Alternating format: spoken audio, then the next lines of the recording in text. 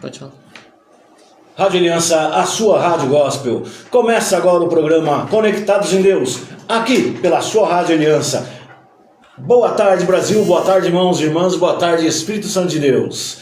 Hoje estamos eu aqui, Reinaldo, seu irmão, e meu irmão Bruno, Laureano também, né, Bruno? Bom, graças a Deus, boa tarde a todos.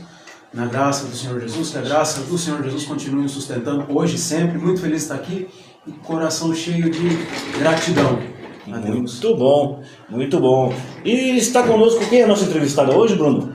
Doutora Tatiane Casuriaga, um prazer recebê-la. Doutora, muito obrigado, viu? Muito obrigada. Deus muito abençoe pelo tempo, embora, né, aí o seu cotidiano, a sua rotina corrida, eu achou um tempinho para atender a gente e atender o pessoal também. Sim. E trazer aí orientações preciosas pra gente. Com certeza, uma gratidão estar aqui. Obrigado. Doutora, se apresenta. A doutora já é uma pessoa conhecida aqui, né, na nossa rádio. Graças a Deus ela sempre está conosco quando a gente precisa, né?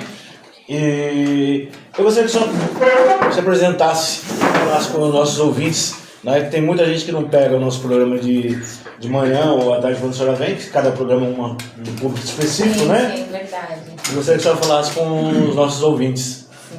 Bom, eu sou Tatiana, né, Casuriaga, eu sou psicóloga clínica, psicanalista também, atuo, né, maiormente as demandas, né, com demandas voltadas aos cuidados na saúde mental, questões de relações sociais, afetivas, laborais, também com traumas, né, transtornos depressivos, ansiosos. Também sou promotora legal popular, né, e também sou acolhedora na rede de proteção à vida e no CVV, Centro de Valorização da Vida. Legal. Só que hoje a gente vai falar sobre depressão. Não é? Eu convidei a doutora para falar sobre depressão, que é um assunto que está muito em voga hoje em dia, né, Bruno? Está crescendo cada vez mais e cada vez, inclusive, precoce. Muito precoce. Pessoas. Exato.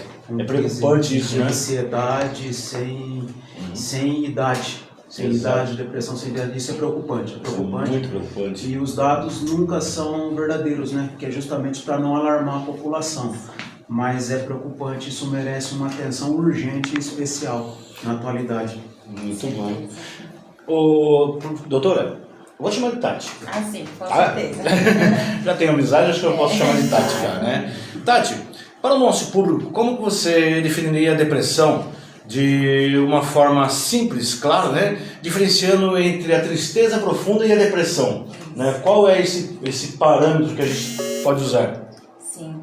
A depressão, né, ela é muitas vezes até para considerar, né, o senso comum, as pessoas às vezes numa questão de equívoco mesmo, falta de informação, acreditam que é uma fraqueza, acreditam que é uma falta de fé, falta de Deus, ou até frescura, o que quer que seja, mas realmente é uma doença. Então é uma doença a partir do momento que ela compromete a tua qualidade de vida, ela te limita na sua rotina diária, você começa a desenvolver vários sintomas, né, que comprometem a sua saúde mental. Então, assim, ela é uma doença nesse sentido, né? Ela não é apenas uma tristeza. A tristeza é humana, assim como a ansiedade, assim como a raiva, né? A alegria, né?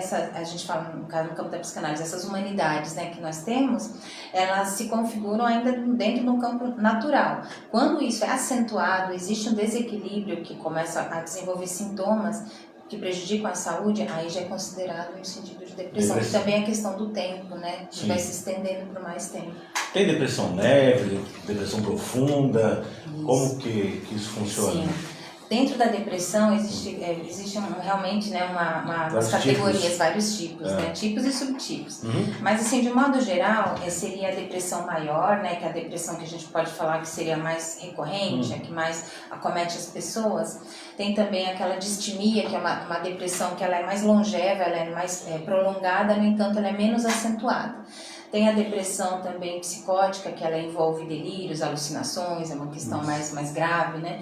Tem também a depressão pós-parto, tem também a depressão disfórico pré-menstrual também, que por muito tempo foi desconsiderada, né, negligenciada, mas ela tem picos de irritabilidade graves e com muito sofrimento envolvido. Então são vários tipos de depressão. Tem a sazonal também, né, que ela comete maiormente, ela envolve o clima, né, a temperatura. Então, por isso sazonal, se chama transtorno afetivo sazonal. Ela é mais acontece mais no campo da Europa do Norte, como se fosse Noruega, Dinamarca, né, esses países assim, Holanda, enfim, que é uma depressão que ocorre sempre na questão do frio, mais, né, e lá já o país já é desenvolvido nesse sentido, eles munido de informação nesse sentido, então desde pequenininho existe uma orientação, tem política pública para isso, é bem específica essa depressão.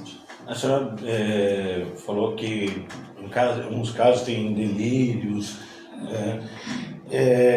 tem alguns casos que é confundido com aquela outra doença que eu esqueci, que a pessoa, ela vê pessoas, Esquizofrenia, obrigado.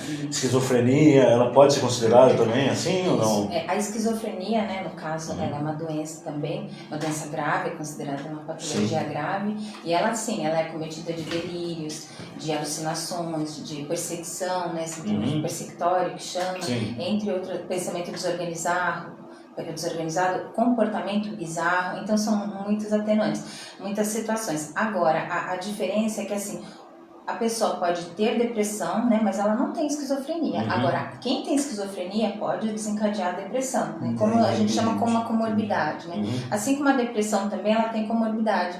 Ela, infelizmente, quando não tratada, não tem uma intervenção, um manejo, ela pode evoluir e desenvolver outras comorbidades, transtornos ansiosos, compulsão alimentar, outras situações também.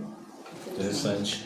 E a senhora também comentou na mesma pergunta, né, sobre a questão hormonal feminino. Né? Porque os homens brincavam muito, ela é louca, né? Ela tá doida. É verdade. Né? Depressão pós-parto.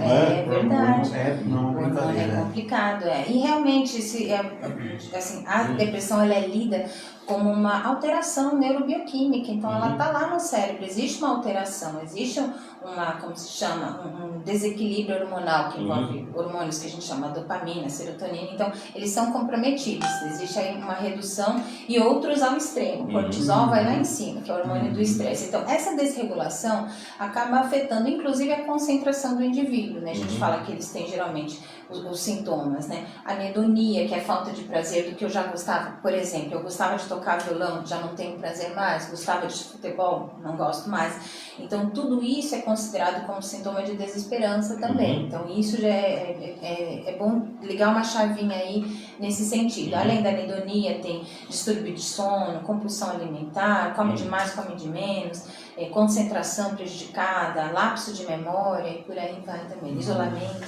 Parece interessante. Mas é tão interessante que isso ainda tudo é tabu na nossa sociedade em geral hoje em dia, principalmente aqui na nossa cultura, né? Ela falou que da ignorância ainda de falar fraqueza, estado espiritual, que você não busca Deus, é por isso que você está assim. Não é, gente. Isso é uma coisa que requer atenção e conhecimento para que não pereça. Exatamente. Perece mesmo por falta da informação e o conhecimento. E aí ela falou da depressão pós-parto. Meu Deus, tem gente que não teve essa informação, tem mulher que hoje já é vó e ainda tem essa depressão pós-parto por falta do conhecimento e da instrução que não trouxe parâmetro de saúde. Né? E dá para tratar ainda? Sim. A depressão pós-parto, já que eu tenho oportunidade aqui, é bem importante até disseminar sempre a informação. A depressão pós-parto, ela comete desde a gestação até os primeiros meses do bebê. Só que ela pode vir como um início, que seria, né, antes da depressão pós-parto, que é o tal do baby blue, que é apenas um estado melancólico dessa nova dinâmica familiar, insegurança e tudo mais. A depressão pós-parto, ela é mais intensa, mais assim, súbita e mais intensa. Ela vai aumentando no sentido de prejudica o vínculo com mãe e bebê, ela não consegue fazer as atividades domésticas, ela também se isola, tem picos de irritabilidade, choro frequente, questões com o sono e prejudica, você percebe, eu não durmo direito, como que eu vou produzir o leite, né? Também, que uma coisa está relacionada à outra, né? A questão dos hormônios, ocitocina, enfim. Nesse sentido, então tudo vai piorando, vai desencadeando. A mãe já está se sentindo incapaz nos cuidados com o bebê e não consegue produzir o leite. Então, essa rede de apoio, essa família precisa, como você bem falou, se informar, se munir de informação para acolher essa mãezinha com maior cuidado. E tem casos, claro, é bem raro, é 0,01% mais acontece, quando não bem tratada, a depressão pós-parto, ela pode evoluir para uma psicose pós-parto. Aí já é uma coisa que envolve internação, já extrema. Inclusive tem casos aí horrorosos que envolvem isso, né? E de mãe para criança agora.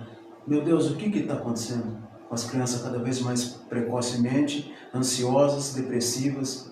O que é? Formação chegando quando não deve, acesso a coisas que não deveria ter, porque é tudo muito precoce na vida das crianças e adolescentes hoje em dia. Tudo muito rápido, né? Tudo muito rápido, muito assustadoramente. Não dá tempo de elaborar, né? Até o próprio desenvolvimento, às vezes, deles aparentemente é precoce e rápido, mas isso tem prejudicado as crianças. Nós temos crianças hoje com 10 anos, tem corpo de mulher já formado. Tem. E está passando batido o parâmetro de saúde mental das crianças.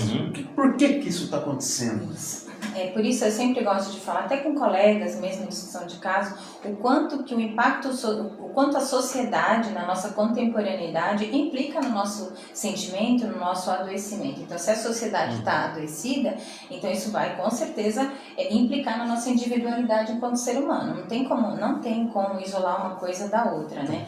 A gente está falando de, por exemplo, até comentei outras vezes aqui, que é importante até lembrar, a questão do próprio burnout, né? Que é uma coisa mais séria também, que precisou hoje em dia, que bom, né, a partir do dia 1º de maio, a nova norma regulamentadora, né, de ter uma equipe de prevenção a riscos psicossociais. Por quê? Claro, mexeu no bolso das empresas também, né, porque onerou, porque teve muita licença, afastamento e tudo mais, mas o que eu quero dizer é que isso é importante, os governos, quem quer que seja, mas assim, observar que é importante prevenir, que é importante acolher, é importante observar quais são os cuidados necessários, porque está tendo um prejuízo grande. Então, assim, a partir do momento que, eu imagino, né, a partir do momento que a sociedade se torna cada vez mais imediatista, mais competitiva, mais rápida, não dá tempo da gente elaborar, né? Às vezes a gente até fala, a pessoa leva 2 horas para trabalhar, 2 horas para voltar, trabalha 8 horas, e aí, no caso, em que momento vai estar com o filho? Então isso gera uma culpa, né? Gera um ressentimento, angústias, e vai se desenvolvendo, prejudica o sono é muito negligenciado, e não só no Brasil. O sono a gente chama de estilo de vida que compromete, assim como a pessoa que usa até drogas, para você ver o risco de uma noite mal dormida por muito tempo. Então, assim, essa questão desse mundo muito rápido e dinâmico não está dando tempo das pessoas elaborarem suas questões emocionais. E também é fato, na nossa geração, né, era assim, você trabalhava até se aposentar naquele lugar X, né? Então você tinha uma segurança. Hoje em dia você não sabe, mudou muita coisa, então você não sabe se ainda vai continuar a trabalhar lá ou não. Houve uma mudança que não foi, claro, muitas coisas positivas, né, à base da informação, mas outras coisas também que geraram esse sentimento de angústia, frustração, ansiedade. O Brasil é um dos países mais ansiosos, né? Sim. A senhora comentou sobre o burnout, né? E muitos dos nossos ouvintes, eu acho que eles talvez não conheçam, não estejam familiarizados com esse termo ainda, né? Que é realmente alguma coisa mais nova, né? A gente está ouvindo há pouco tempo, praticamente de 1 ano para cá, sobre o burnout, né? Eu gostaria que a senhora explicasse o que é um burnout e apatia, a pessoa apática. Isso. O burnout, ele já desde os anos 70, 80 foi identificado, se é que a gente pode falar assim, né, às vezes até antes, mas assim, no sentido de que teve uma grande divulgação, informação, realmente é recente isso. E o burnout, ele vem de um exagero, né, de cobranças, a pessoa mesmo se cobrar, não necessariamente a empresa, né, mas assim, é sempre relacionado ao campo laboral, né? Então, muitas demandas de trabalho, aquela angústia de não conseguir completar os trabalhos, desenvolve o estresse, pode desenvolver riscos de problema cardiovascular, então é uma questão mais séria. A apatia, a gente chama como aquele estado de espírito, assim, sem emoções, que a pessoa não consegue mostrar, né, não consegue interagir com o ambiente, porque eu não estou interagindo, eu não estou sorrindo, eu não estou ficando brava, eu estou naquele semblante de apatia. Então isso também, acho que a gente chama, né, tá dentro do quadro, né, do depressão também. De depressão também. Sim, porque geralmente o burnout ele vem acometido de estresse, depressão e estresse pós-traumático, né, que é o TEPT, né, que inclusive o que acontece com as pessoas que vão para a guerra. Então imagina o nível de potência de cortisol, de estresse que as pessoas estão impactadas, né? Não, é uma coisa muito séria, porque eu lembro que quando eu sofri um acidente de carro, né, eu sofri um trauma muito grande, tanto que eu acordava de madrugada assustado com o barulho do carro. E já tinha acontecido há mais de meses aquilo, né? É claro que eu tive que fazer um tratamento à parte disso, né? Hoje eu consigo dormir um pouco melhor, mas é uma coisa realmente muito preocupante e assustadora. Né? E a senhora comentou que é uma questão neurológica, muitas vezes falta alguma coisa no cérebro, né? Isso. Aí resolveria-se com medicamentos, né? Para repor aquela coisa, mas há uma forma, há algum outro tratamento, tipo assim, pela fé ou pelo trabalho, tem vários níveis, né? Que o pessoal fala, né? Sim. Tem que fazer meditação, não sei o quê, né? Geralmente a pessoa que tem um estado de depressão já mais acentuado e tudo mais, existe um comprometimento que a gente chama, numa parte local, inclusive, do cérebro, né? Que a gente chama a parte da concentração mesmo, né? Do sentimento de prazer também.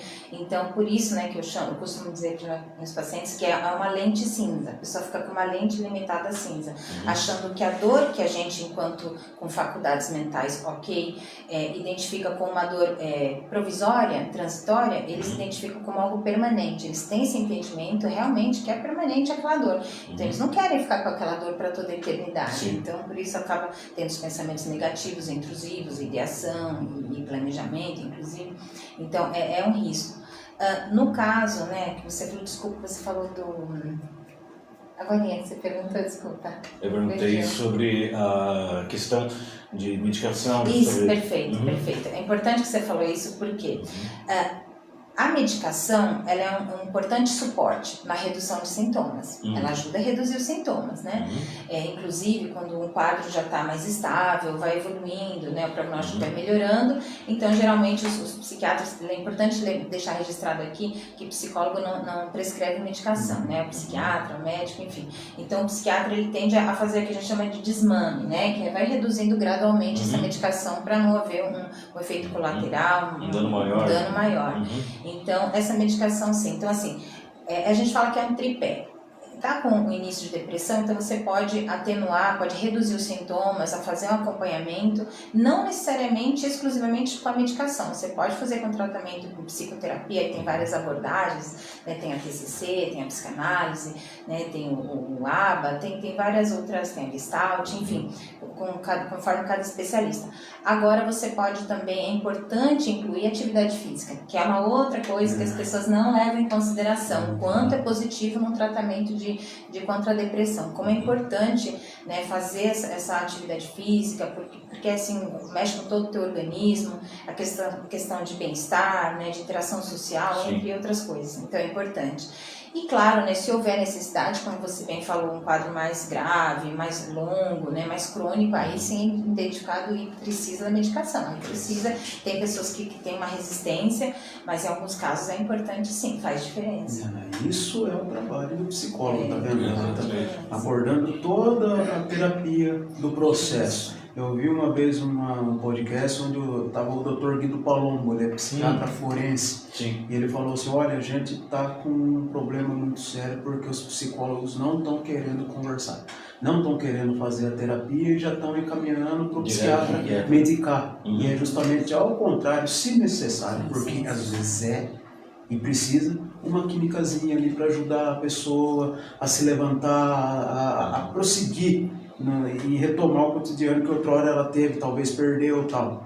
E tirar ela desse trauma, desse abismo, né? Sim, mas isso é muito importante, a terapia, a conversa, isso, a terapia, porque tem psicólogo que não está fazendo o trabalho direito. É uma pena, não, é muito importante. A fala é um instrumento fantástico de você conseguir externalizar num ambiente acolhedor, de escuta, responsável, profissional.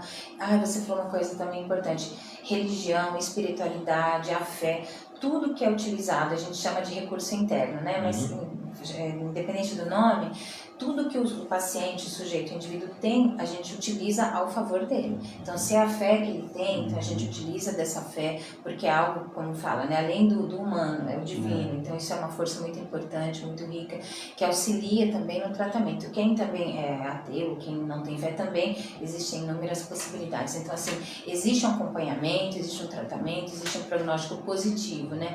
Mas tem também as recorrências, né? Infelizmente, a depressão é uma doença que ela, na APA, né, na Associação Médica de Psiquiatria norte-americana, ela deixa isso bem claro, ou seja, a partir de um ponto de uma depressão mais crônica, 50% de risco de aparecer novamente. No segundo evento, tem 70% de aparecer novamente, e assim sucessivamente. Então, assim, o que eu digo, né? A psicoterapia, que seja a medicação, o acompanhamento de um modo geral nesse sentido, ele ajuda a reduzir os sintomas. Quase que todos os sintomas, remissão dos sintomas que chama, e a pessoa pode ter uma vida tranquila, uma vida saudável, né? Geralmente as pessoas acabam despertando no autocuidado, que é até por um lado bom, positivo, né? Às vezes eles veem muitas coisas foram negligenciadas, eles se adaptam, então isso é importante, acaba até ajudando e ter uma qualidade boa de vida. Bem melhor. Sim. Bom, a gente está entrando no agosto lilás, né? Que é sobre de mês de conscientização contra a violência da mulher, né? E a senhora faz parte desse movimento também, né, doutora? Sim. Geralmente, quando uma mulher sofre uma violência muito grande, a tendência depois é entrar em depressão também, ou em muitos casos as pessoas não chegam nem a dar parte da polícia por medo, por alguma coisa nesse sentido, e acabam entrando em depressão, tal, né? Qual é a frequência disso que a senhora tem visto? Qual o tratamento? Qual é o caminho que a pessoa deve seguir? Né? Porque muitas vezes a mulher está sofrendo, não é? Sozinha e calada. Sim, não é? Isso é verdade. Existe isso, é muito interessante como a gente, por muitas vezes a gente se queixa, mas muitas vezes acontecem coisas muito boas, no caso das políticas públicas. A Lei Maria da Penha, ela é tida como uma das principais leis, a terceira principal lei do mundo em importância, né, no mundo, então é uma coisa muito importante. Agosto é o mês de conscientização, porque foi em agosto, né, que houve essa lei, né, onde a Maria da Penha, no caso, que passou por todo esse processo duro, difícil, ela acabou sendo, vamos dizer assim, símbolo, né, dessa luta, mas no Brasil, assim, realmente, ainda é triste, é contraditório, ao passo que o Brasil tem das leis mais incríveis, importantes, necessárias, também é o país, acho que é o 5º do mundo, se não me engano, em violência doméstica. Então, assim, é uma questão complicada, né? Então, assim, o que a gente luta é pela conscientização. Então, assim, quando até sai com esse lacinho, às vezes até criança, alguém pergunta, adulto, idoso, então é importante sempre estar nessa comunicação, né? De informar. A questão, como bem falar, é informação. Quanto mais informar, melhor. A questão, a gente chama da violência doméstica que acontece, não impacta só a mulher, porque as violências são muitas. A violência patrimonial, né? A violência psicológica, sexual, são vários tipos de violência que se enquadram nesse tipo de relacionamento abusivo, tóxico. Agora, a criança é impactada também, então a mulher sai adoecida da relação, desenvolve sim depressão, ansiedade, transtorno pós-traumático, não consegue se relacionar novamente, tem grande prejuízo, mexe com a autoestima, entre outras situações. Só que os filhos também são impactados, então você percebe até que o impacto da depressão no adulto e na criança é diferente. A criança eu sou educadora também, no ambiente da educação, então a gente vê muito isso, é muito explícito. Você vê uma criança que baixa o rendimento, uma criança que muda o comportamento de forma muito brusca, drástica, tem comportamento disruptivo, tem picos de irritabilidade, tem enurese, apresenta volta a regredir, xixi na cama, entre outras situações também. Então isso é como se ela se comunicasse, né, da depressão que ela está passando, da violência em casa, né? Então é importante, até por isso a gente fala nas escolas, haver sempre uma campanha de conscientização, porque a criança vai reconhecer que aquilo não é natural. Sim. Porque a criança tem como figura pai e mãe, é um conflito doloroso, porque a criança ama seu pai, ama sua mãe, de repente vê aquela situação, é muito traumático. Tudo que ela tem, o tesouro da criança é isso, né? E, inclusive eu estava dando uma olhada no comportamento, nas teorias do comportamento humano. Sigmund Freud fala muito disso, das influências que o ambiente imediato pode acarretar no comportamento da criança em si, tudo está ligado, é o que a senhora falou, tudo está ligado, né? Mas assim, é preocupante. Já de antemão, queria que ela mandasse um abraço para minha noiva, Jennifer, que trabalha na São Manuel, Guarda Municipal. Jennifer, um abração, viu? E atende também mulheres vítimas de violência doméstica, né? Na área da Maria da Penha. que bom. Mas olha, é triste, né? É triste. E É a depressão, como você falou, é a questão dos fatores ambientais. Então, assim, a depressão é lá que as pessoas tendem a se culpar muito. Elas chegam na clínica com culpa. Culpa de terem depressão, né? Então, assim, até esse estigma é pesado. Então, carrega, né? Então, a pessoa não sai do lugar. Então, assim, a depressão, ela é multifatorial, né? Ela é fatores genéticos, fatores biológicos, fatores externos, ambientais, né? Às vezes uma família disruptiva, disfuncional, de agressão, ambiente de negligência, abandono, um trauma muito grande, um abuso, o que quer que seja. Então, isso acaba incorrendo, né, num estado de depressão. Então, isso acaba... Então, você vê que é multifatorial, né? Então, não tem como culpabilizar a vítima, a pessoa que está cometida. Mas, geralmente, infelizmente, isso acontece também. Por causa do estigma, da cultura. Tem gente que tem a sua dignidade abusada, aviltada de tudo que é jeito, e isso deixa a pessoa fragmentada, deixando ela completamente imprestável para a vida. Sim. Então, dá trabalho, né? Você ir ali juntando os caquinhos, identificar também é uma coisa que às vezes dá trabalho, não é? Porque às vezes a pessoa aparentemente tem um lar sadio, um lar amoroso, e está numa situação, está com trauma, e é difícil identificar, mas o que aconteceu? E aí o caminho para isso ele é complicado. Por isso que muita gente...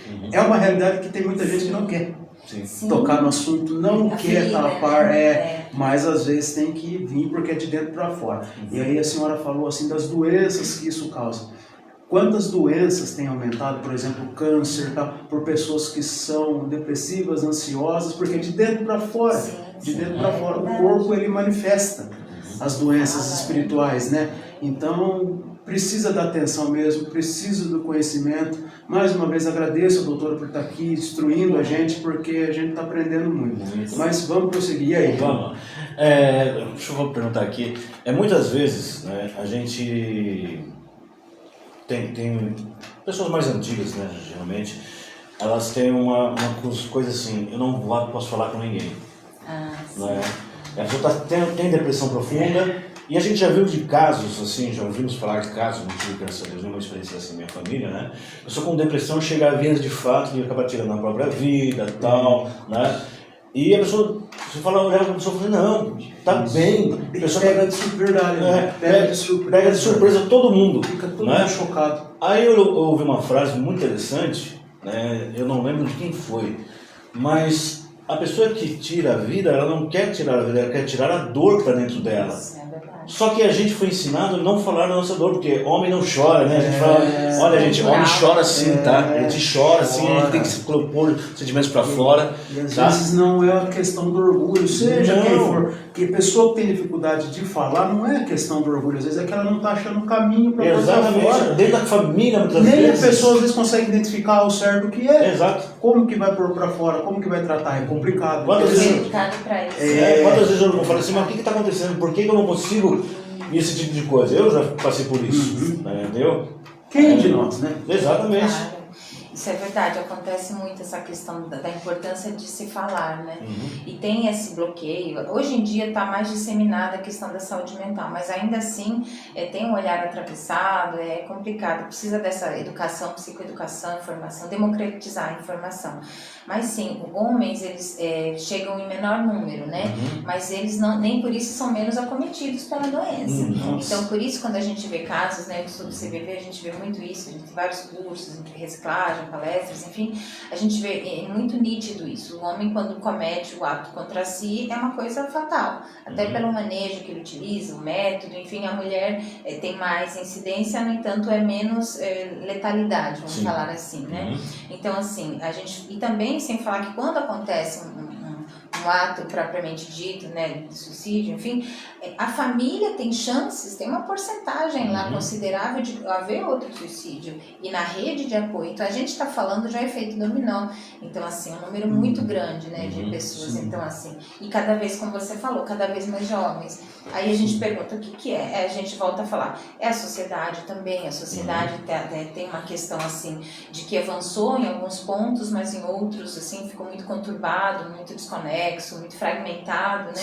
E as pessoas não estão conseguindo elaborar. Eu acredito também fielmente que a questão das relações comprometeu muito as relações. As crianças antes eram expostas a se relacionar, tinha que descer no prédio, atravessar a rua, brincar, enfim, saber socializar naturalmente, sem precisar de extracurricular para se socializar. É uma coisa mais espontânea, natural. Então, essa falta de exposição à habilidade social, quando ela chega na adolescência, ela não consegue, ela não sabe, tem baixa tolerância à frustração, não consegue se relacionar, não consegue lidar com a exclusão. Então, assim, são várias situações. E com essa questão da relação, que é muito, porque somos todos, como se fala, seres sociais, né? A gente precisa, a gente está numa teia social. Ao passo que a gente se vê inadequado, excluído, não pertencente, isso gera um sentimento profundo de estado deprimido. E se tiver numa casa onde não tem escuta favorável, não tem diálogo, com quem que eu vou falar? Vou procurar no grupo de rede social. Aí está o perigo. Porque assim como a internet ela é fantástica para estudar, para aprender, ela tem também um universo muito perigoso lá dentro, de grupo, de discurso de ódio, né, de pessoas que acabam, organizações que acabam assim, cooptando esses jovens para coisas tristes e preocupantes. Então também isso acontece por conta das redes, né? A gente consegue ver isso nos Estados Unidos, né? Sim. Os caras estão jogando, daqui a pouco pega a arma, sai matando. É triste demais. Eu tenho colegas, inclusive, que são professoras lá, né? Não agora, mas há um tempo atrás, e elas falaram, Tati, tem caso do aluno ir com uma bolsa diferente, uma mochila à prova de bala. Isso me causou muito espanto, o ponto que é, né? E lá tem a questão do armamento, também é complicado, né? Mas eu digo assim, para chegar nesse ponto, o jovem deu sinais e às vezes não teve uma observação, né? Ele não teve uma observação, uma escuta e acaba aqui também a questão dos limites. São pessoas que não tratam. Estão enclausurados. Isso, enclausurados. Às vezes, porque assim, eu já vi muito isso. Muito pai, muita mãe incrível, amoroso e afetuoso e disponível. Apesar da loucura da vida, da correria, né? Mas também a gente vê muito relato de pais e mães, ou enfim, cuidadores, que eles terceirizam tudo, terceirizam. E nessa terceirização, esse jovem não desenvolveu vínculo, não desenvolveu escuta. Então acaba que não se percebe. Quando percebe, o dano já tá feito. Eu estava falando pro meu pai da geração que está cada vez mais angustiada por causa da tecnologia, muitas vezes, porque tem tudo na mão. Antes, se o cara queria saber, ele tinha que se comunicar, ir atrás de um livro, tal, e a comunicação era olho no olho, presencialmente. Hoje, por exemplo, no Japão, um casal de namorados deita na cama e vão conversar através do celular do lado um do outro. Nossa, né? É esquisito. Mas é uma realidade. Eu vejo isso aqui no Brasil, porque, como a maior parte dos irmãos sabem, né, nossos ouvintes, eu trabalho em restaurante também, né? E às vezes o marido e a mulher estão ali, um batendo papo com o celular, um na frente do outro, batendo papo pelo celular. Eu fico, gente, o que está acontecendo nesse mundo? Não é? E isso só alimenta a dificuldade de expor, de se comunicar, porque a pessoa consegue muito bem se comunicar aqui e falar bem, mas não consegue formalizar frases e palavras pessoalmente. É estranho demais, é esquisito, né? É esquisito, porque vai perdendo essa comunicação, que a gente, até alguns falam, mas eu me comunico pelo celular, né? Falei, não necessariamente, comunicação ela é um todo, é linguagem corporal, ela é sorriso, ela é a entonação de voz, prosódia, um monte de coisa, não é só a letra, né? O teclado. Porque tá tudo fazendo pra gente, a inteligência artificial tá aí. Tem um filme muito antigo, que recomendo que assistam, como o pessoal estava à frente do tempo já, do Bruce Willis. Eu acho que é um filme de 2006, 2007, chamado Substitutos, onde ninguém sai de casa, fica todo mundo na tela do computador e os androides estão lá para fazer tudo, trabalhar, tal. Ninguém não tem comunicação mais. Tamo aí. E o principal é a comunicação, né? A comunicação é fundamental para a gente como dizer, ter interação, se montar os grupos, né? Desenvolver enquanto sociedade, e isso se perder é complicado. Até você falou da questão do relacionamento, eu faço muita terapia de casal, e às vezes a gente pensa, os índices de traições, ou seja, questões financeiras envolvidas, a gente sempre tem isso como média, né? Mas, por incrível que pareça, é a falta do diálogo. Olha só, então que a base de tudo é o diálogo, respeito e cuidado, o diálogo não tem. Então, como que vai, né? Então, num momento crítico, se já não foi construído agora, então, a mesma coisa com pais e filhos, né? Eu acho que deviam voltar também para as mesas de jantar nas famílias e catar uma caixinha e falar, agora todo mundo pôr o celular lá e vamos aprender a conversar aqui, se comunicar e se relacionar humanamente, Sim. não virtualmente, gente, porque tá ficando complicado, um pai já não reconhece o filho já não reconhece o pai mais, tá difícil. Tem até um meme na internet que fala assim, acabou o Wi-Fi em casa, filho encontra a mãe depois de 2 anos. Não é? Verdade. É tragicômico, porque é isso mesmo. Tem acontecido isso. A dificuldade de romper a barreira do abraço. Sim.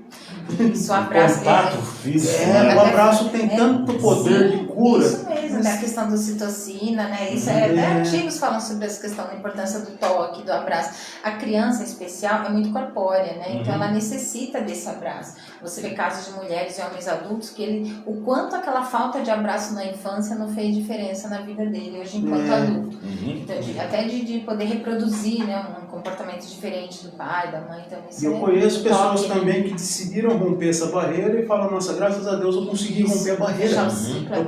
Porque a relação já era boa, já era amorosa, mas não tem a questão do abraço, porque quando rompe, isso dobra, fica do perfeito, fica maravilhoso, né? Embora o amor é uma coisa que a gente nunca pode se culpar, e ao mesmo tempo que a gente se culpa, porque a gente sempre vai dever. Amor sempre vai dever. Sempre vai dever. Isso é verdade. Isso que o apóstolo Paulo fala, ninguém dê mais nada no seu amor, porque se a gente não paga, não tem como, a gente nunca vai conseguir. Mas enquanto pode fazer, faça. A pergunta é, por que não fazer se pode? Exatamente. Não é? A depressão, ela interfere na família, né? E como que a família percebe os primeiros sinais assim na depressão no seio da família? Que como eu falei, muitas vezes a pessoa nem fala, nem comenta, né? E nem sempre é aquele caso, gente, que a gente para assim, olha e fala assim, não, meu filho está dentro do quarto, lá trancado no escuro, é depressão. O pessoal tem que reconhecer os sinais na realidade. Quais são os principais sinais, né? Então, tem essa questão importante, você falou do adolescente. O adolescente, naturalmente, ele tem o que a gente chama de tendência grupal, né? Ele vai se envolver com seus grupos para ver o reconhecimento, fortalecimento da sua identidade, tá tudo ok. Mas quando existe um isolamento acentuado, um jovem que entra pro quarto, dali não sai para absolutamente nada, criar dali a sua redoma, seu mundo, aí também tem que chamar atenção e até conversar, né? Promover o diálogo e tudo mais. Agora, um dos sinais clássicos é realmente distanciamento, isolamento social, o sono é muito comprometido, o sono aparece muito, tem picos de raiva, picos de irritabilidade também acentuada de forma desproporcional, né? Então, esse sentido, e a gente chama de pensamentos negativos recorrentes. Uma coisa é eu ter um pensamento negativo agora, aconteceu alguma coisa, eu tive uma situação X, aí eu tô triste, tô com um pensamento ruim, que droga, tudo mais faz parte, vai passar. Outra coisa é eu ter durante o meu dia inúmeros pensamentos recorrentes, intrusivos, negativos. Aí é uma questão, eu tô vendo o mundo de uma ótica muito pessimista, né? Aí a senhora falou, né, da diferença do momento triste, momento depressivo que todo mundo tem, para isso já é uma coisa mais crônica, mais constante, né? Sim. E aí o Reinaldo falou de uma coisa que é ambivalente também. Meu filho está trancado, ele está doente, porque ele não sai do quarto. Ao mesmo tempo que, por outra ótica, o pai fala, meu filho está ali, não dá trabalho, tá bom, assim, porque ele está quietinho no canto dele. Está conveniente. Me lembrou daquela minissérie Adolescência. Os pais devem assistir e procurar se informar, porque aquilo é uma coisa escabrosa. É assustador isso aí, gente. Essa série é muito interessante ter abordado essa série, né? Porque eu recebi muitas mensagens por conta da série. Até fiz um vídeo lá, né, falando sobre isso. Que é o que assusta mais na série é que é uma família amorosa, uma família afetuosa, né? Nossa. Só que é aquela coisa, a questão é que eles não estavam percebendo que o menino jovem, adolescente, ele estava se envolvendo, né, numa organização, num grupo, enfim, na rede social, de ódio, com discursos de ódio, né? Tem a questão também da baixa tolerância à frustração, teve outras questões, então assim, essa permissividade excessiva acabou também lançando mão. Por isso eu falo, pessoas de maioridade, os pais, os responsáveis, tem que observar nessa questão geracional. A geração era diferente, então, que nem eu falo, eu faço muita palestra com relação ao bullying, que infelizmente é bem recorrente. Então, assim, antes era o bullying, que já era muito triste e doloroso, porque causa prejuízos grandes nas crianças, jovens. Outra coisa é o cyberbullying, que é muito pior, porque ele ultrapassa os muros da escola, é 24 horas por dia, ele está em todos os idiomas, em todo mundo, né? Fica uma coisa assim, então é muito mais perigoso. E a mesma coisa, então a gente sempre em palestra fala assim, olha, o senhor não vai deixar seu filho atravessar uma rodovia com 5 anos de idade? Aí falam, claro que não, nas dinâmicas, né? Mas deixa ele com o celular sem supervisão 24 horas por dia. Nossa. Então, assim, isso é complicado. Então, nosso perigo realmente era, como se fala, atravessar a rua, homem de saco, né? Que falava aquelas lendas, né? Cuidado, falar com o estranho e tudo mais. Hoje em dia é diferente. Eu vejo isso cada vez. O problema é que até a OMS fala que não é recomendado ter acesso ao celular, mas a gente vê muitos responsáveis, né, dando celular para criança muito pequena, sem nenhuma ainda maturidade emocional, e que são alvos muito em potencial desse prejuízo. Eu consigo ver crianças de 3 anos, bebês praticamente, já sabendo mexer no celular, mais do que eu, gente, seriedade. É verdade. Mais do que eu sei Isso mexer no assusta. celular. Isso assusta a gente. O próprio Albert Einstein, um pouco mais de 100 anos atrás, falou, olha, quando a tecnologia predominar, a gente vai ter uma geração totalmente arrebentada. Sim. Totalmente fragmentada. Porque isso vai arrebentar mesmo. Tem hora, tem momento, então tempo para todas as coisas mesmo, né? Mas estão aí, os fatos estão aí, mas quem não aprende com os erros tende a cometê-los de novo. Isso Então, é verdade. tem que prestar atenção, pai e mãe tem que abrir o olho, não só na vida do filho, mas se autoanalisar também, né, doutora? Sim, para poder ajudar não é só o filho, né? E se o pai e a mãe estão precisando, vá atrás de uma ajuda profissional. Vai se cuidar para poder cuidar melhor dos filhos, né? Sim, até a parte que a gente fala, né? Às vezes, no caso da mulher, quando tem depressão, ela, puxa, mas meu filho não está bem, eu faço de tudo, eu dou de tudo, afeto, amor, tudo. A criança sente que a mãe está em estado de depressão. Então, assim, é uma esponjinha que a gente chama, né? São muito sensoriais, muito corpóreos. Então, ele percebe, tem aquela observação que tem algo errado, e aquilo gera uma angústia, uma impotência, porque eles não sabem o que é, mas está errado, está alguma coisa diferente. Então, o que eu posso fazer para ajudar? Então, assim, por isso eu falo, quando você falou, a depressão acomete a quem? Não é só a pessoa que está acometida pela doença, mas, assim, a sua rede de apoio, seu marido, sua esposa, sua mãe, seu pai, seu filho, acomete todo mundo. Quanto tempo dura um tratamento para depressão, né? E como os parentes e amigos podem ajudar nessa questão assim? Sim. Primeira coisa, assim, no caso do tratamento, depende do quadro, né? Se for um quadro mais leve, que a gente chama, em poucos meses pode haver intervenção, um manejo clínico e ter, assim, a remissão dos sintomas. Mas em quadros mais graves, aí leva mais tempo, coisa de 1 ano ou até mais. No caso da família, a gente sempre conversa de que é importante o acolhimento, não menosprezar aquela dor, né? Porque a pessoa realmente não é preguiçosa. Ela não sai da cama, não toma banho. Porque assim, a depressão, eu costumo dizer que ela não é o oposto da felicidade. Ela é o oposto do movimento, né? Da expressão. Então, assim, a expressão é você estar interagindo, socializando, produzindo, né? Sendo feliz, tendo prazer, ao passo que a depressão é diferente, é você se isolar, não ter autocuidado, quando começa a não ter autocuidado, não toma banho, fica no quarto, só dorme.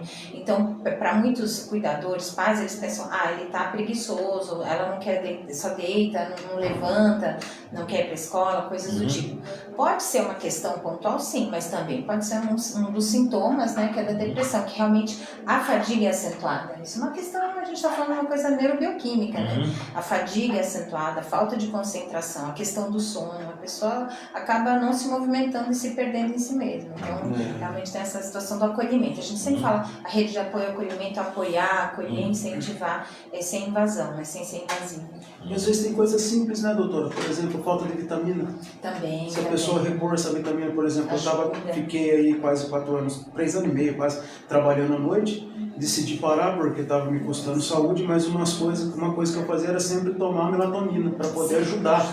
Mas tem hora também que a gente tem que falar, opa, tá me custando vida, tá custando saúde, deixa eu parar. Isso é verdade. De forma que tem gente que consegue prosseguir com isso, né? Eu não consegui, eu achei muito assim, a falta de sono eu achei muito essencial. A falta de sono nossa, derruba em todas as áreas da vida, complicado, né? Complicado. Humor, os órgãos, né? É bem complicado mesmo. Como que a senhora lida com casos de depressão resistente ao tratamento. Nossa, é trabalho. Essa aí, a gente sempre, claro, tudo conversado, né? Tem que ter como eu chamo, um vínculo saudável de confiança. Você tem que estabelecer um vínculo com a família também. Então é importante sempre você estar linkado ao meio da família, né? Com uma forma mais próxima, para poder promover com que os sintomas sejam reduzidos, mas assim, sem a pessoa se sentir um agente passivo, que ele engaje também, ele precisa engajar, é o que eu falo, né? Ainda que haja toda a técnica, a teoria, enfim, o acolhimento, a escuta qualificada, é importante ele ver a necessidade dessa doença. Não estou falando só de depressão, outras patologias também. Ele vê a necessidade dele se engajar enquanto indivíduo, né? E claro, tem diferentes abordagens, mas assim, é importante em todas elas que haja essa devolutiva do paciente, até para ele se sentir compromissado. Sim. É como se você jogasse um pouco da responsabilidade para ele se sentir autônomo e responsável, que isso também acaba incentivando. Eu vejo isso muito em casos, inclusive, de ideação. Quando a gente fala, não, quero te ver semana que vem, por conta disso, tem essa demanda, vamos fazer isso, né? A gente chama de atividade prática terapêutica aquilo e tal, né? E aí você vê que aquilo acaba reduzindo essa sensação, esse pensamento, porque eu tenho um compromisso. Legal, parece uma coisa muito... Olha só, a responsabilidade é um remédio. Mas é engraçado, mas isso funciona, é efetivo. Tem números assim, até em artigo que falam sobre isso. Legal. A tecnologia, como aplicativos de saúde mental ou telemedicina, pode ser uma afiliada, ela pode aliada no tratamento ou não? Sim, hoje em dia, até depois da pandemia, a gente teve assim, até o CRB, né, o nosso conceito, né, de psicologia, tem essa permissão, né, de você atuar de forma remota, né, de forma online, e tá tudo bem.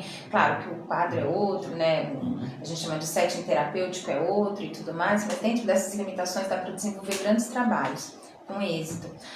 Agora, falando sobre a inteligência artificial e tudo mais, a gente tem visto, sim, não digo uma tendência, talvez até uma tendência, né, um crescente aí no mundo nessa busca, né, que é uma coisa mais emergencial, mais dinâmica, é aquilo, né, que a gente chama da resposta do humano, né, nessa sociedade hoje em dia, desse imediatismo, né, e as coisas quando feitas muito às pressas, muito rápido, os resultados nem sempre são bons, e a gente tem que falar que é tudo muito singular, né, o indivíduo é muito único, né, apesar de que a gente chama que tem padrões, tem as categorias da depressão, ainda assim somos muito singulares. Então, no caso das inteligências artificiais, pelo menos ao meu modo de ver, né, uma coisa nova, eu percebo que tem uma carência de propriedade, ou seja, eles pegam muito o que já foi do passado, entende? Então não é nada novo, não é algo considerando o sujeito. Então nisso tem que ter um cuidado, mas fato é, a gente tem visto muitas pessoas relatarem que, inclusive, tem uma interação com a máquina, né? Tem até filmes assim, né, que falam sobre isso. É uma carência também, né? Uma sensação de carência. Uma curiosidade aqui que surgiu agora, a depressão, ela pode levar uma pessoa a se jogar nas bebidas, na droga, no excesso de sexo, né? Às vezes o cara está bem com a mulher dele, mas ele tem aquela necessidade de sair fora para procurar outras mulheres. A depressão causa isso também ou é simplesmente da ansiedade da pessoa? Quer dizer, são vários fatores que a gente pode colocar nesse... Sim, tem transtornos como bipolar, né? Tem outros transtornos também que incorrem nessa questão da hipersexualidade e tudo mais. Até por questões houve talvez um abuso na infância, também é um sintoma, né? Acontece ter essa hipersexualização até crianças, precocidade. Agora, nesse sentido, né, quando a gente vê assim um quadro, né, de traição, ou não é nem traição, mas esses que você está falando, pode ser a questão da droga, às vezes até uma questão que a gente chama de processos inconscientes lá da infância também. Por exemplo, meu pai bebia, né, era alcoolista, então eu via aquilo e eu não consigo, eu me saboto, eu me auto-saboto, então eu busco na bebida, na droga, ou até, como você falou, né, pornografia também, né, tudo mais, essa válvula de escape, que acaba me adoecendo ainda mais. É um grande problema hoje em dia também, sim, pornografia. Sim, é um grande problema nos jovens. Porque está tudo muito fácil. É porque assim, a gente às vezes tem, desculpa te interromper, mas é até importante falar, a gente às vezes tende a ter um discurso até de responsabilizar, né, os cuidadores, mas tem também uma pessoa, não é uma pessoa, né, a gente falou aqui antes de iniciar o programa, de quem controla as redes, né, eles não são responsabilizados, a gente tem casos de aplicativos que são totalmente liberados para, não tem nenhum critério de idade, nem nada regulamentado, e as crianças estão se matando, literalmente, né, tem o tal do Avatar lá nos Estados Unidos que os jovens estavam se suicidando e tudo mais. Então, assim, não existe um critério, não existe uma regulamentação. E eles lucram com isso cada vez mais. Então, também tem essa questão do poder público, dessas transnacionais, ou que seja, essas grandes big techs aí que precisam também de ter um olhar mais atento, né, de responsabilidade.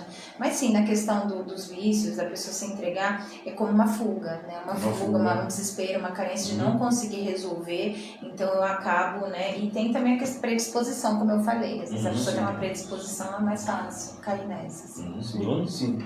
Não, interessantíssimo. Uma pergunta assim agora, de pessoa humana que cuida de pessoas humanas. Como esse que está cuidando vai se cuidar?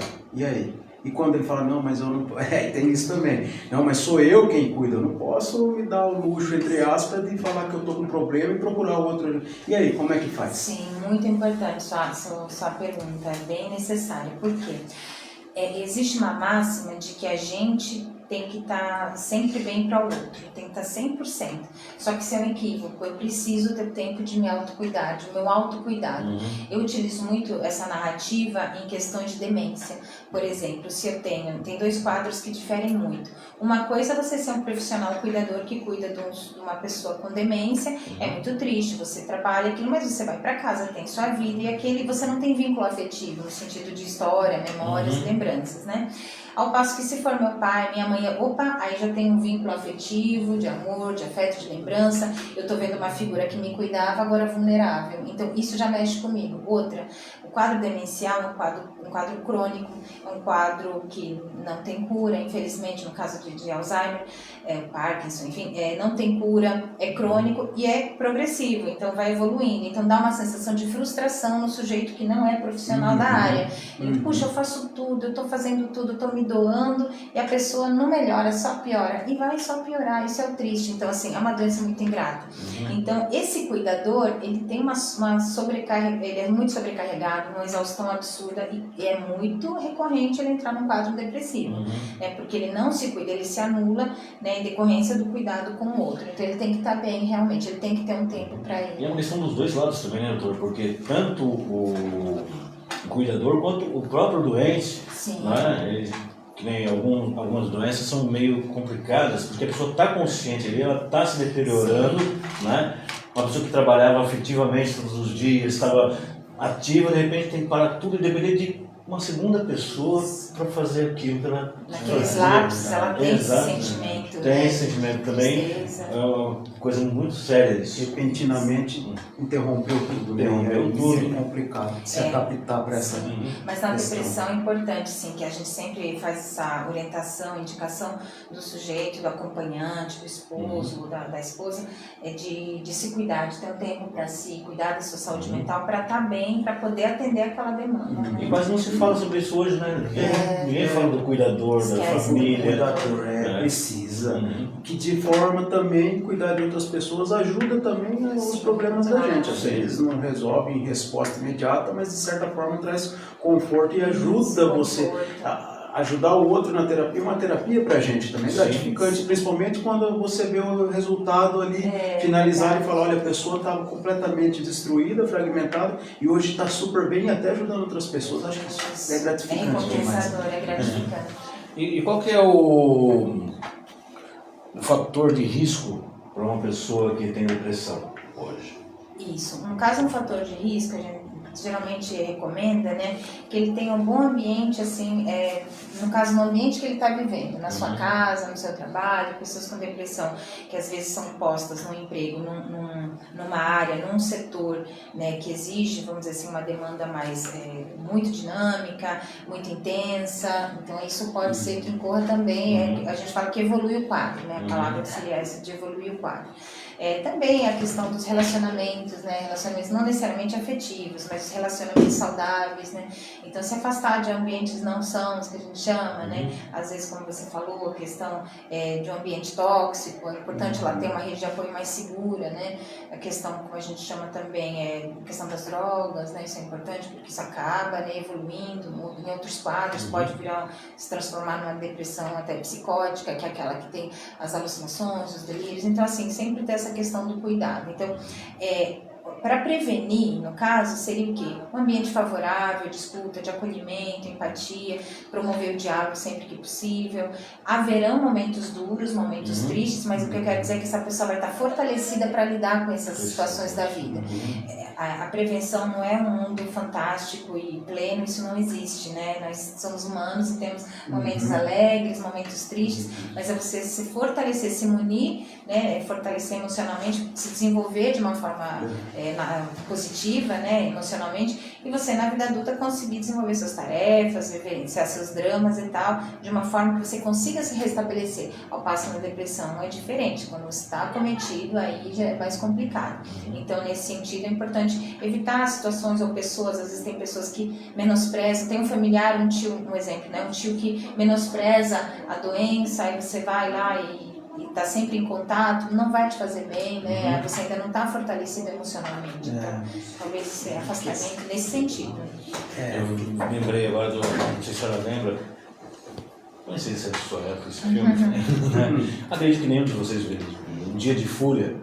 Michael Douglas, na parte do lanchonete. Exatamente, Dia de Fúria, e todo mundo olha e fala, puxa vida, é esquisito porque às vezes tem gente que fala, pô, que cena satisfatória, porque às vezes às vezes eu tenho vontade de fazer aquilo todo dia. Dá vontade de fazer igual o Michael Douglas lá no... Sim.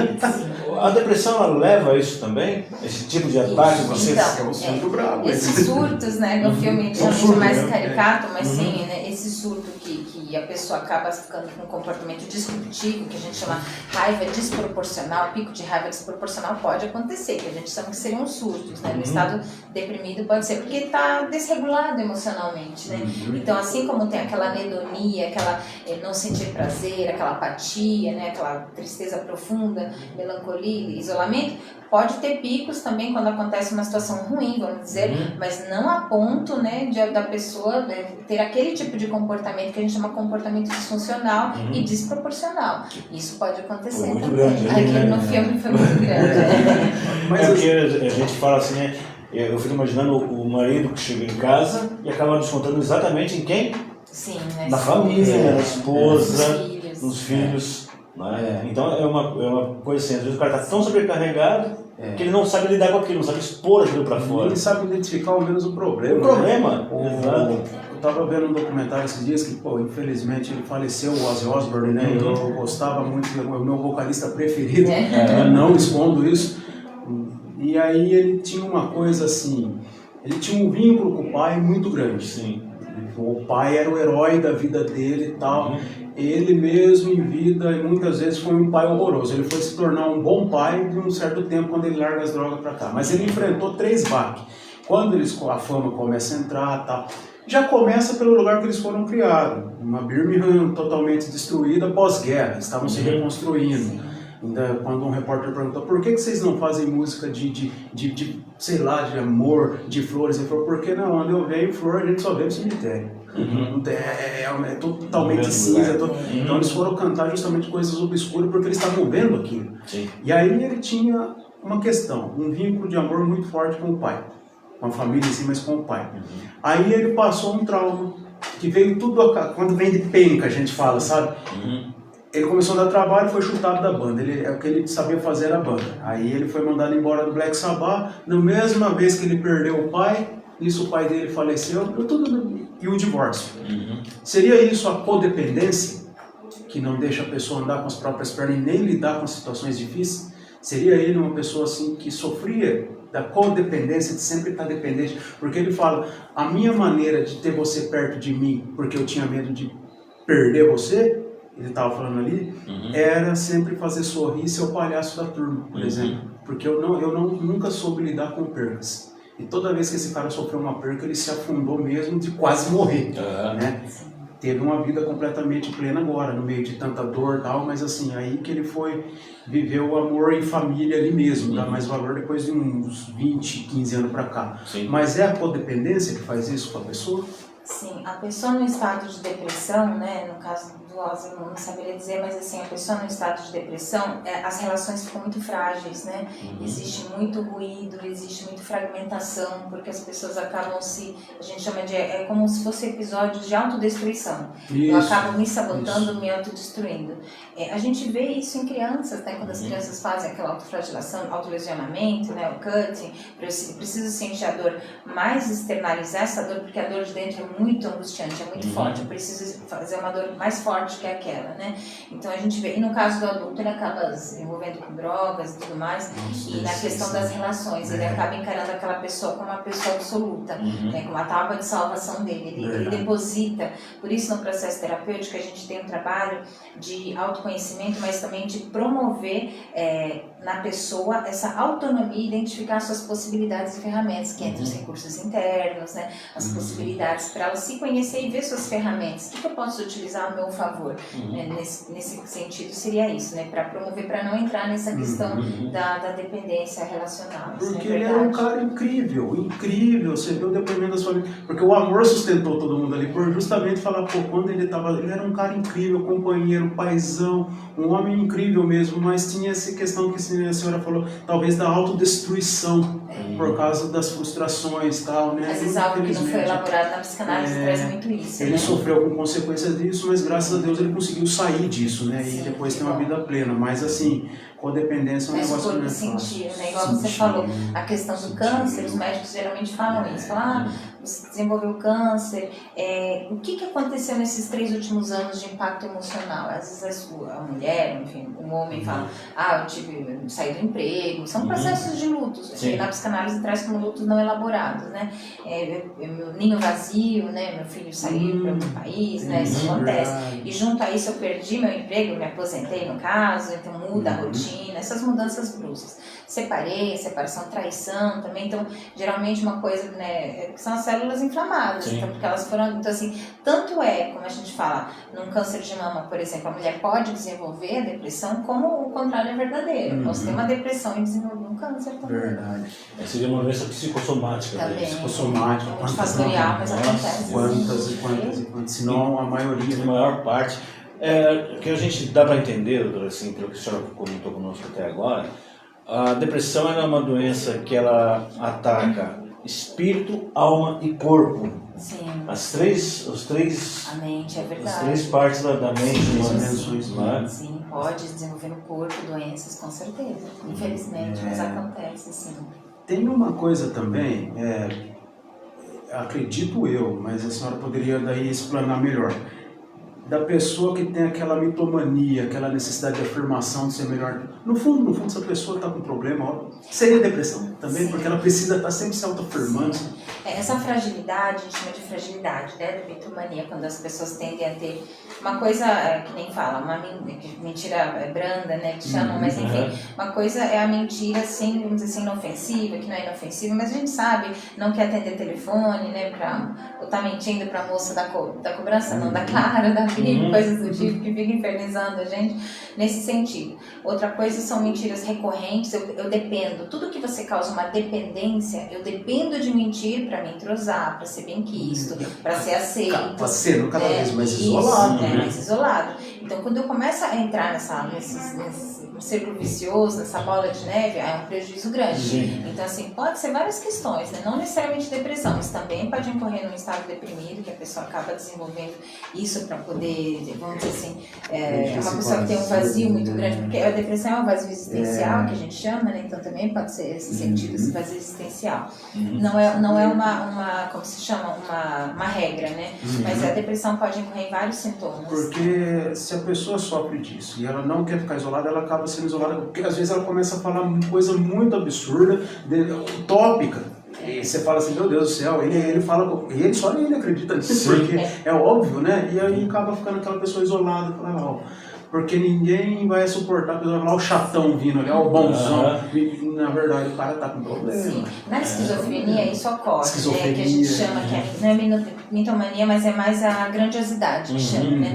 São pessoas que acabam acreditando realmente, porque tem a diferença do delírio e alucinação, né? No caso, a alucinação, a pessoa tá realmente vendo coisas, né? No delírio, ela acredita, ela não, na alucinação, ela tá escutando coisas, né? Vozes, enfim. No caso do delírio, ela acredita que ela é um ser divino, acredita que vai ter contato, geralmente é uma das como se chama, muito recorrentes, né?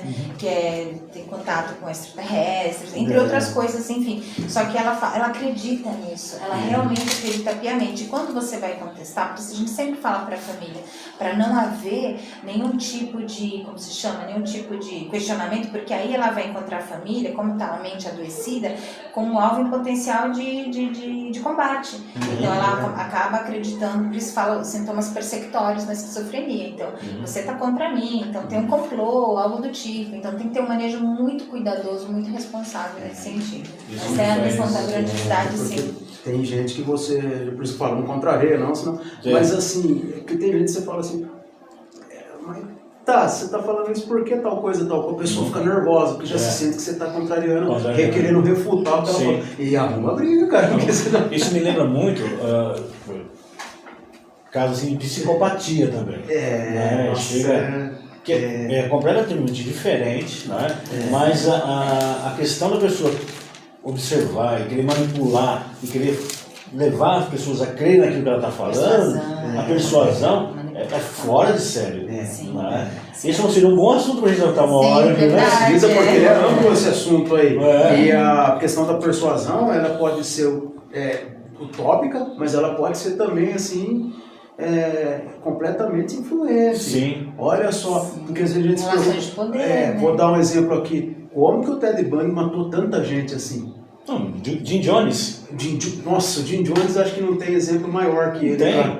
Porque acho que só o Hitler para ganhar. Mas o Jim Jones, o maior genocida da história, com um discurso completamente assim, que quem está de fora, a princípio, quando vai ver o fim da história ali, mais ou menos, fala, mas esse homem tá louco, olha aí, gente, mas não viu o preparo do caminho que ele fez até aquela situação desgraçada. Como eles têm essa persuasão, sabe? Da manipulação. A manipulação também é uma característica muito presente no transtorno narcisista, né? Muito transtorno narcisista, aí um exemplo. Né? Mas vamos guardar pra gente tratar tão extensos esses assuntos. Vai precisar de parte 2, então todo mundo que vem eu falo parte 2, parte 3, precisa. Né? É importantíssimo isso, gente. A gente está falando sobre esse assunto hoje, apesar que o nosso tempo é pouco agora. Doutora, eu gostaria que a senhora olhasse para aquela câmera ali agora, né? E conversasse com quem? Com as mulheres que estão passando por dificuldades no agosto, lilás, e com as pessoas que estão com depressão também, né?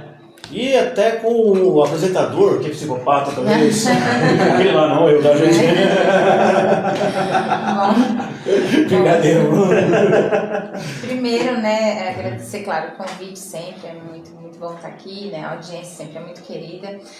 Falar que, bom, primeira coisa, para você que está passando por esse tipo de violência doméstica, primeira coisa é acreditar que você não é a culpada. Existe uma série de situações que a pessoa que vive um relacionamento como esse acaba criando um afastamento, porque existe uma manipulação aí. A gente está falando de relações de poder, né? Então, uma pessoa adoecida no sentido de que ela é totalmente vítima, porque ela perde toda a sua identidade. Então, se eu perdi nesse relacionamento toda a minha identidade, minha rede de apoio, do que eu gosto, meu estudo, meu trabalho, eu perco a identidade, eu perco quem eu sou, perco minha existência. Então, fica muito difícil sair desse relacionamento, ainda que seja tão doloroso e difícil. Mas eu falo com todo carinho, né, e escuta de que é possível sair, é possível reestruturar sua vida, é possível ter uma boa rede de apoio e você conseguir ter uma vida plena, né, merecedora, como todos nós merecemos ser felizes, né? Então isso é possível. Sair desse trauma também é um processo, mas é possível. E se ficar muito difícil, é importante sempre buscar ajuda, né? No caso, na ajuda, claro, não só legal, mas na ajuda realmente específica na questão do adoecimento, né, mental. Então, uma ajuda especializada é sempre bem-vinda e importante. No caso também das pessoas que estão passando por depressão, é um momento transitório, né? Uma dor muito angustiante, muito triste, muito intensa, acentuada, mas que não é permanente, não é eterna. Você está sofrendo impactos, né? Questão, como a gente falou, neurobioquímica, né? Uma doença, então acaba comprometendo até seu olhar diante da vida. Mas não é eterno, tem ajuda, busque ajuda e você consegue assim, se recuperar. Muito bom. Né? Estamos chegando ao finalzinho aqui do nosso programa já, nós estamos já passando alguns minutos, né? Eu vou ler os abraços. Acho que devia até 5 horas. Eu vou ler os abraços aqui para os nossos amigos, né, as pessoas que estão nos acompanhando, doutora. Né? Para isso eu vou ter que pôr óculos, porque, gente, chega uma idade que a gente não enxerga mais mesmo. Eu achava que eu não ia chegar nessa idade nunca, mas faz quase 50 anos que eu cheguei. Daniele Rodrigues, Márcia Vieira, Josiane Santos, Yolanda Castro, Adriana Melo, Solange Machado, Deise Cristina, Ana Paula Bueno, Renata Bueno, Lídia Pimenta, Érica Coelho, Mônica Freitas, Patrícia Miranda, Ana Paula Gonçalves, Tuca Dantas, Jailson Matos, Natália Matos de São Paulo, Pastor Flávio Silva também está em São Paulo, Raquel Lima, Sabrina Andrade, Vanessa Santos, Sônia Regina lá de Rubião Júnior, Dulce Veiga, Adriana Arruda, Giovanni Costa, Gislene Amorim, Gabriela Ambrosini, Silvana Toledo, Elisete Cardoso, Diogo Araújo, Luísa Barbosa, Juliana Passos, Joana Rodrigues, Kátia Carvalho, Lúcia de Almeida, Claudenice Nascimento, Cláudio Gomes, Luciana Câmara, Francisco Santiago, Paulo Oliveira, Noêmia Melo, Isabel Couto, Rosiane Leite, Sueli Rosa, Amanda Pereira, Carlos Martins, Ailton Silva. São os meus primos? Não sei. Se for abraço, se não for do mesmo jeito. Luiz Roberto Martins, o pastor Luiz Roberto, Celso Laureano e Leonícia Laureano. Ai, minha mãe. Sim. Manda um abraço pra eles aí, doutora. Um abraço, um grande abraço. Gente, esses foram os abraços de hoje. Bacana. Eu conversei aqui com a doutora Tatiana Casuriaga. Foi um prazer enorme falar com a senhora. Né? Bruno? Não, só agradecer, né, cara? Porque que legal, a gente se divertiu aqui com esse programa e com tanta informação assim. Vai voltar? Claro, sem dúvida, muito bom. Eu quero entender meu narcisismo ainda. Esse é necessário. Esse é necessário, só. Não, né? Imagina, vou perder a chance. Gente, obrigado. Né? Deus abençoe a vocês. Obrigado, Brasil. Obrigado, irmãs e irmãs. Obrigado, Espírito Santo. E até semana que vem, aqui no programa Conectados em Deus. Até lá!